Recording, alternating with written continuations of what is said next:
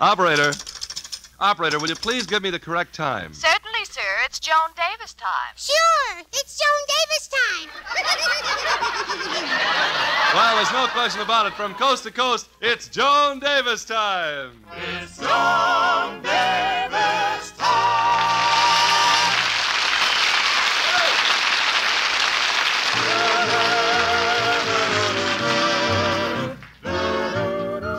And during the time you spend with Joan Davis tonight, you'll hear the voice of her special guest, one of the most popular private eyes in the public ear, Sam Spade. Plus a great supporting cast featuring Hans Conried, Mary Jane Croft, the music of John Rarig's orchestra, the Choral Air Singing Quintet, and yours sincerely, Ben Gage. I'm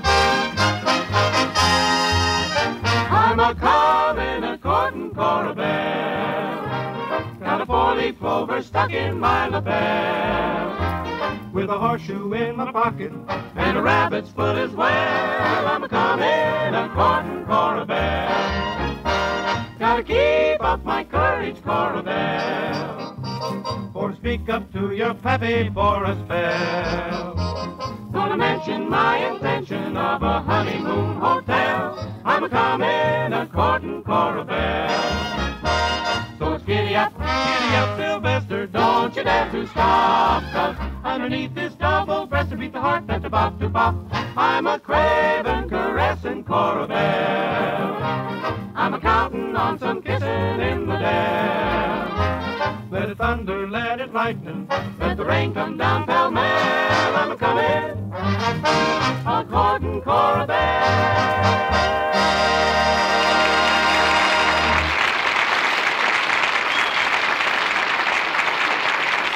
Now it's time to meet the star of our show, America's Queen of Comedy, Joan Davis.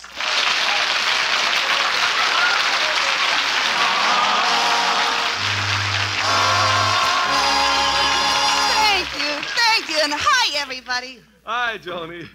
Well, friends, today, still frantically searching for a new career, our ambitious gal, Joan Davis, has decided to become a successful authoress. While applauding her decision, we must warn Joni that most successful writers are thoroughly acquainted with the works of other great authors like Socrates, Aristotle, Dickens, and Thackeray. Yes, Joan, before you start writing, you must have a complete knowledge of the true literary classics. Well, gee, I know a lot about the literary classics. For instance, I once read that famous book called, I studied that well-known essay by, and I also know the immortal story of, believe me, I haven't missed Dick Tracy in 5 years. And, of course, before I actually start writing, I must admit there is something, though, that does discourage me a little. Most critics agree that the best romantic novels are about something that stems from the author's own life. And nothing romantic ever stems from my life. You know why? My stems. It all started when the Civic Culture Club held their luncheon in my tea room to honor the famous woman writer, Pamela Whiteside. Just before she left, I said to her, "Gosh, Miss Whiteside, I'm certainly proud that you came to speak in my tea room." Thank you, my dear. But frankly, I'm a little tired. I attended a tea on Sunday, another tea Monday, 2 more teas on Tuesday, and then this tea today. Gee, I'll bet your pinky is pooped. But it must be wonderful being a famous authoress and talking to other famous authors and authoresses. Oh, yes. Yes, it's stimulating, my dear. Absolutely stimulating. I remember my first meeting with Ernest Hemingway. It was at the Savoy in London. We had dinner, and then a very heated discussion took place that lasted for hours. Mr. Hemingway finally won the argument. Stuck you with the check, huh? Of course not. Mr. Hemingway is a perfect gentleman. We each paid our own check. Gee, I wish I knew a perfect gentleman like that. And I wish I could also travel to far-off places like London. Then maybe I could meet somebody and, well, you know what I mean. Yes, I do, certainly, my dear. And I'm sure the men in London would appreciate you more than the men here do. Do you really think so? Yes, it's quite foggy in London, you know. Oh, I do love England. As a matter of fact, most of my books were written and published in England. Oh, did you make much money writing in England? My dear, I'm simply loaded with pounds. I know, but did you make much money?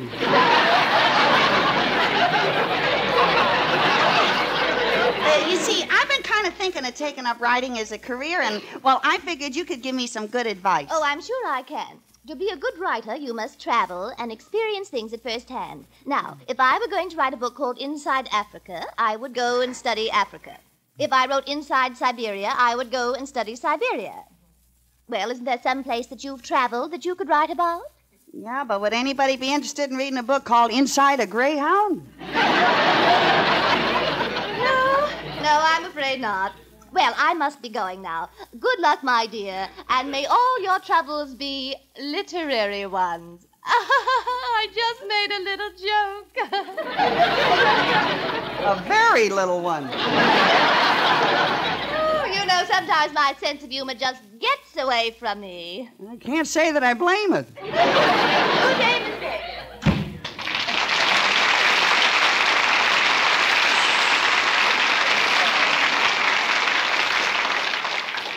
She'll want more money, please. Well, after I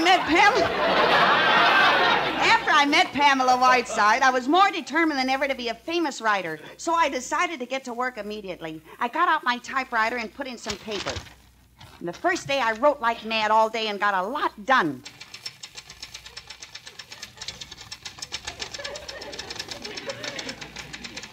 That was the first day. Second day, I had to start all over because there was no ribbon in the typewriter the first day. And the third day, I finished it. My beautiful romantic novel. I knew it was a great book. After all, didn't it take 3 whole days to write? So I sent it to a publishing company, Schmidlapp and Schuster. As a matter of fact, in 10 minutes from now, I have a personal appointment with Rodney Schmidlapp, the head of the firm, to discuss the book. Gee, I hope you'll think it's as great as nobody thinks he'll think it is.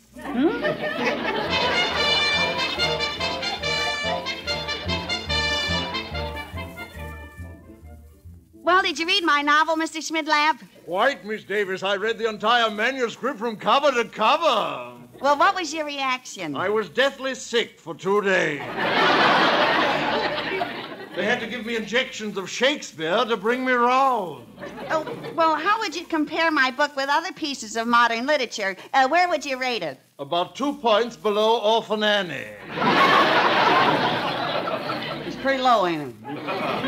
And if you think this book is publishable, you're quite balmy, old fig. Gosh, didn't you like the plot? Plot? I've read more interesting plots in telephone books. Naturally, they have more characters to work with. Maybe I can rewrite my book, or that joke. What exactly didn't you like about my book, huh? Well, the plot is weak, the characters are unbelievable, the writing is childish, there's no action, the climax falls flat, the finish is stupid, and the idea has been done 1,000 times. I know, but outside of there. Look here, Miss Davis. Your novel is supposed to be a story of romance. As I read it, you should have been able to transmit to me the romance of moonlight in the garden, the scent of roses, the thrill of warm lips pressing against yours, the ecstasy of being crushed in your lover's arms. Well... Never mind the book. Let's wrestle.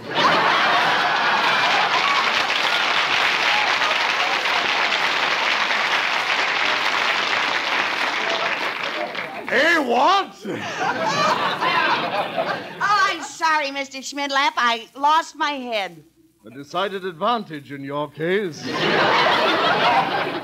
Miss Davis, let me read you just one pathetic passage from your literary monstrosity. Here's what you wrote in a so-called story of modern times. Listen. And then our hero, Johnny, snatched Gwendolyn up in his arms and rode off into the night with her on his white horse. Now, who is going to believe that today? Have you priced used cars lately?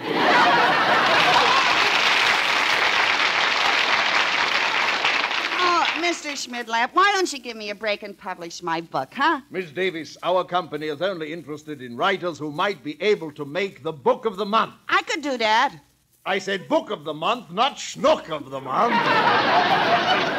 Miss Davis, aside from not knowing how to write a good book, I'll wager you never even read a good book. Oh, is that so? Look, Schmitty, old boy. It so happens that I know the complete story of every bestseller that's been written in the last 10 years, so ha, ha, ha. Indeed. Well, then tell me, what was the story of Gone with the Wind? Well, it seems this fella met this girl, and... What was the Cass Timberlane about? Well, it seems this fella met this girl, and... What was the story of the Lost Weekend? Well, it seems this fella met this bottle, and they've been steady for about... Goodbye, Miss Davis. And before you go, why don't you admit you know absolutely nothing about bestsellers? Yeah, well, anyway, I do know that Forever Amber wasn't a story about a traffic light that got stuck.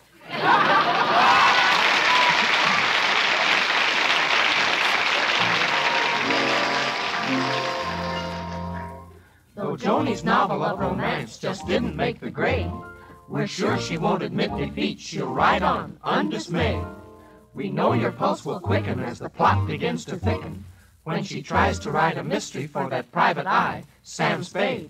But in the meantime, lend an ear to this.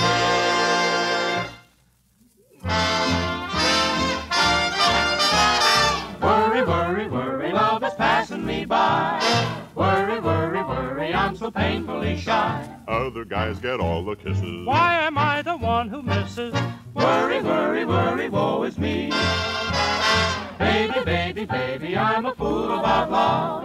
Maybe, maybe I should go to school about love. When it comes to getting chummy, I'll admit that I'm a dummy. oh, worry, worry, worry, woe is me. I found out that I'm the worrying kind. I go worrying right along.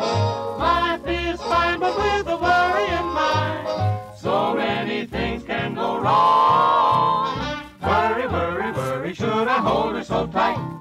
Worry, worry, worry, am I kissing her right? She said, Joe, it's you I'll marry. I'm not Joe, my name is Harry. Worry, worry, worry, worry, worry, woe is me.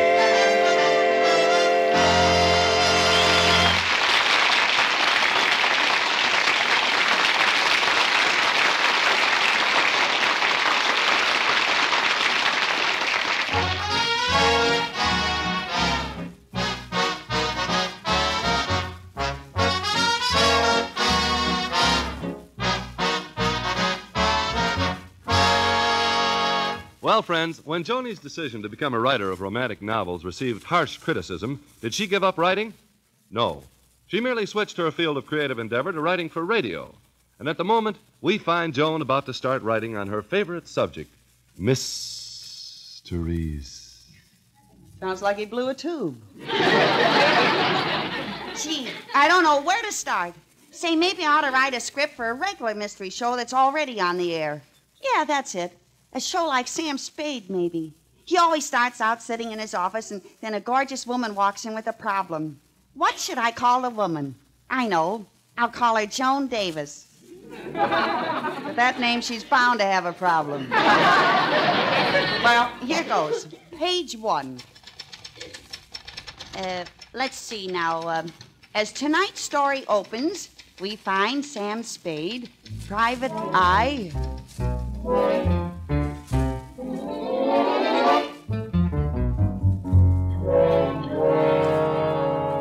Hello, I'm Sam Spade, private eye.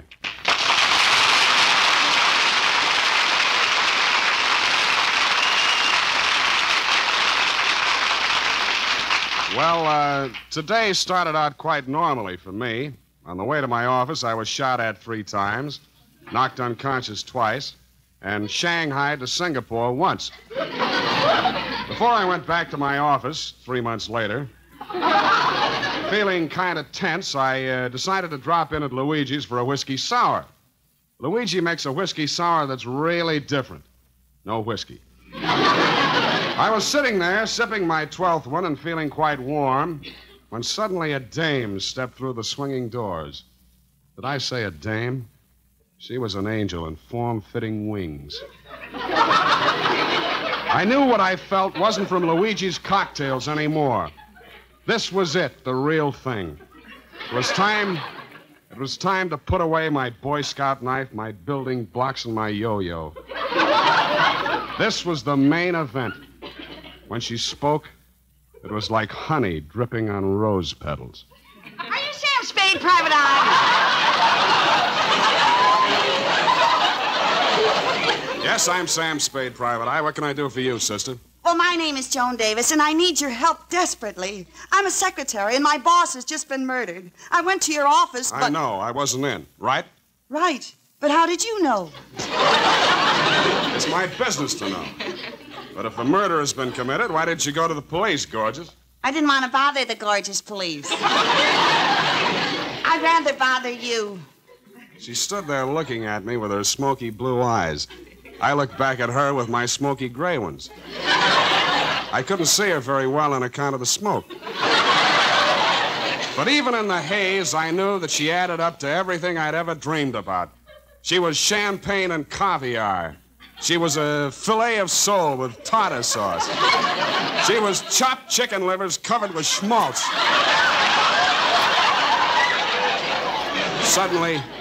Suddenly, I took her into my arms and drew her to me hungrily. She spoke in a low, throaty voice. I wanted you to do that, Sammy boy.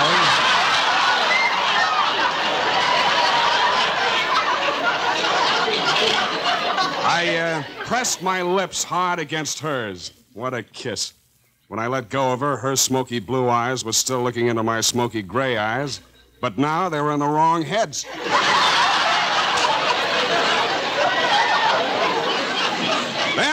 Then I remembered that this was business. Okay, sister, I said. Tell me about this boss of yours that was murdered. Paul Cartwright? Oh, he was tall, handsome, and sophisticated. And rather cute, too. He had dimples in his cheeks that were so deep they met. In fact, he had to be on a liquid diet. Couldn't get solid food past his dimples. Oh, I still can't believe he's dead. I still can't believe it. She sobbed softly. Then she lowered her long eyelashes.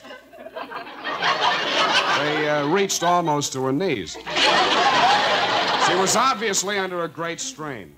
I wasn't sure yet whether the strain was due to her boss's death or her long eyelashes.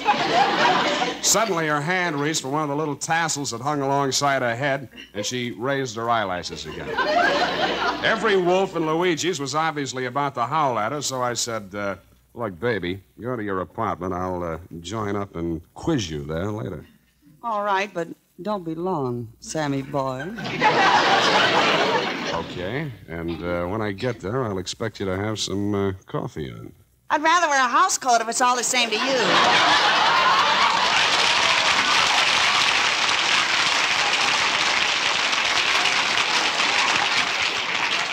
I didn't get to her apartment as soon as I expected. When I got outside, something hit me. The stars fell down. Everything went as black as the ace of spades, and when I woke up, I was in Singapore again. 2 months later, I knocked at her door. Why, Sammy, I didn't expect you so soon. It was past midnight, and she apparently was caught unawares. Her hair was done up in curlers, and there was cold cream on her face. She had also taken off her eyelashes for the night, and as I turned on the bright light, she blinked her stumps at me.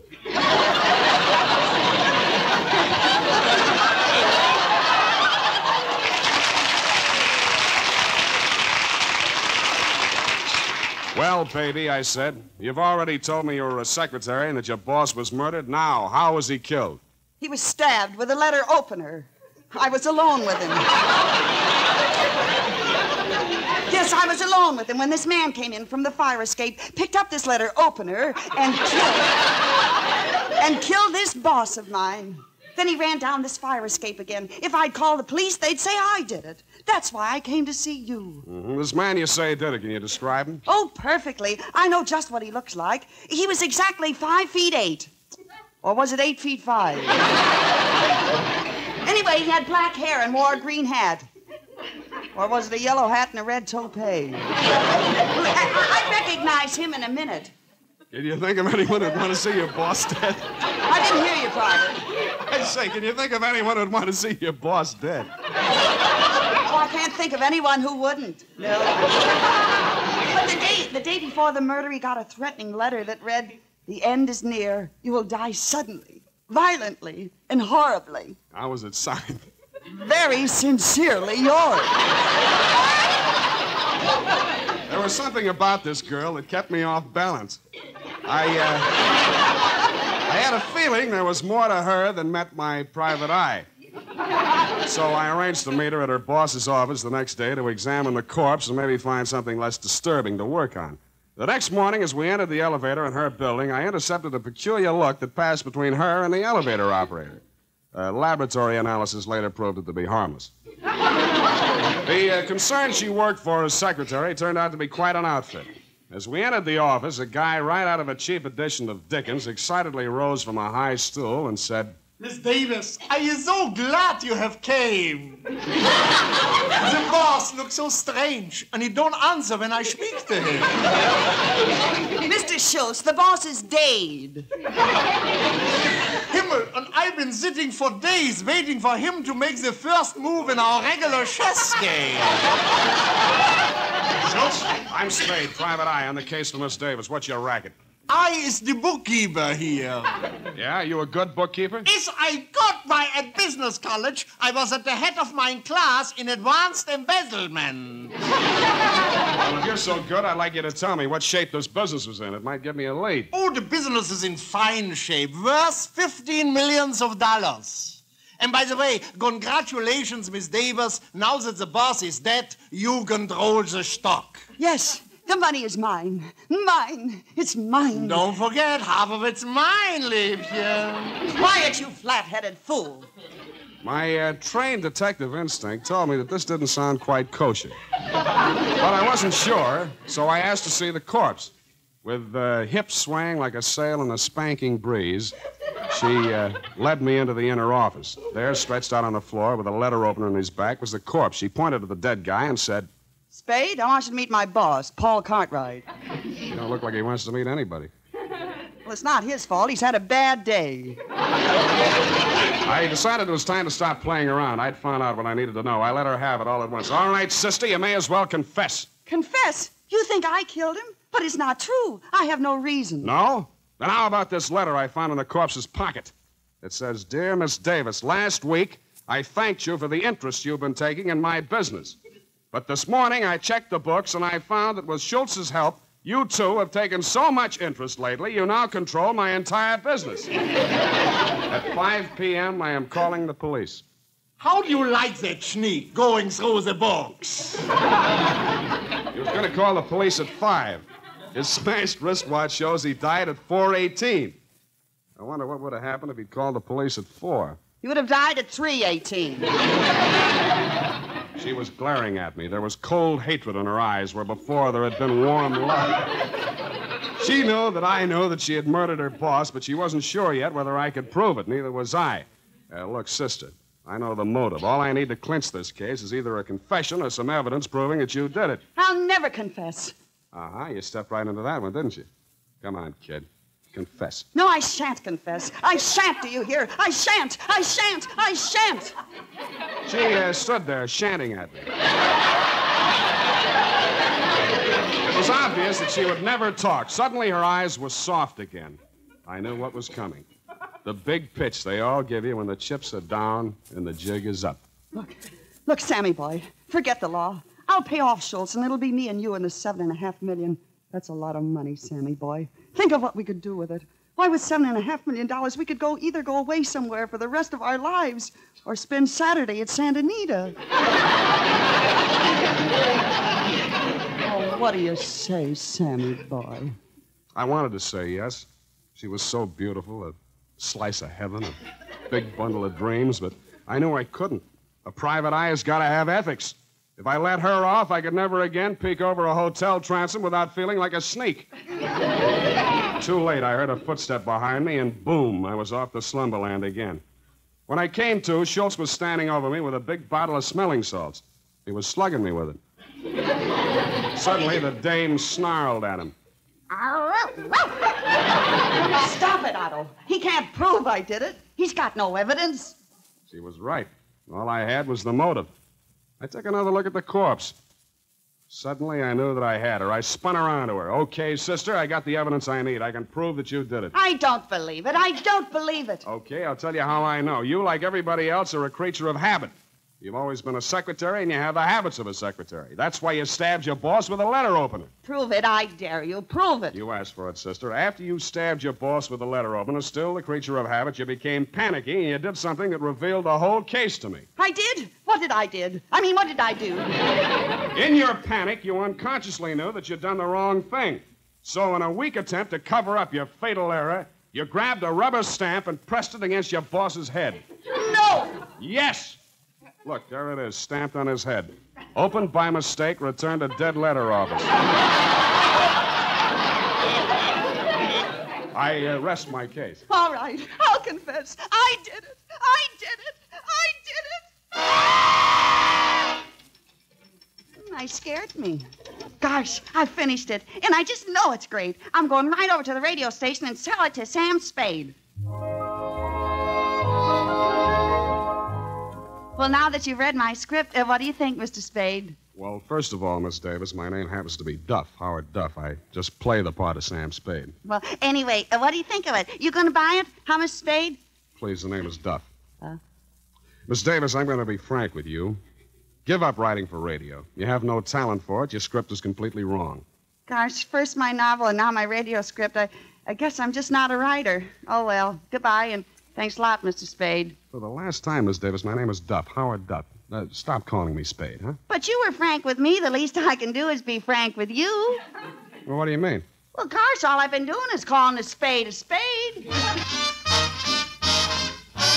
Who do they say has a way with the ladies? Who do they plan as the man of the day?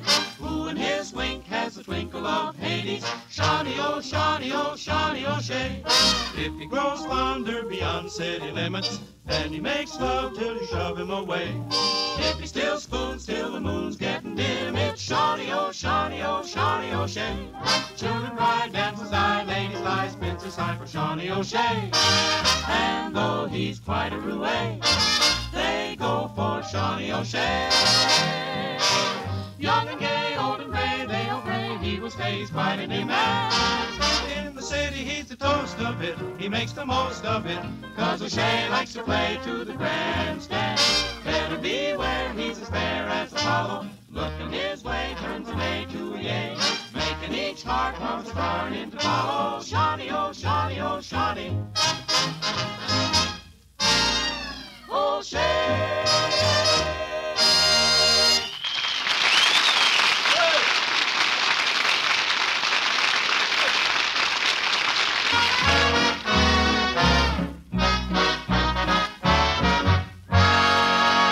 And now here's Joni again. Well, before I go, I'd like to say thanks to Howard Duff, alias Sam Spade, for dropping in on us tonight. It was lots of fun, Joni, even though I hated to criticize your literary efforts. Oh, that's all right, Howard. Well, you know, actually, I think your ideas showed real imagination. I think you'd be great writing for the movies. Well, I did have an idea for a picture once. Well, really? What was it about? Well, it was about a boy who runs away from home, goes into vaudeville, and makes a hit singing a mammy song down on one knee. And then he becomes a famous star. I even had a name for him. I was going to call him Asa, or maybe Al. That sounds a little bit like the Jolson story. Little? Where do you think I stole it? Oh, well, good night, Sammy boy. Good night, sweetheart. And goodbye now.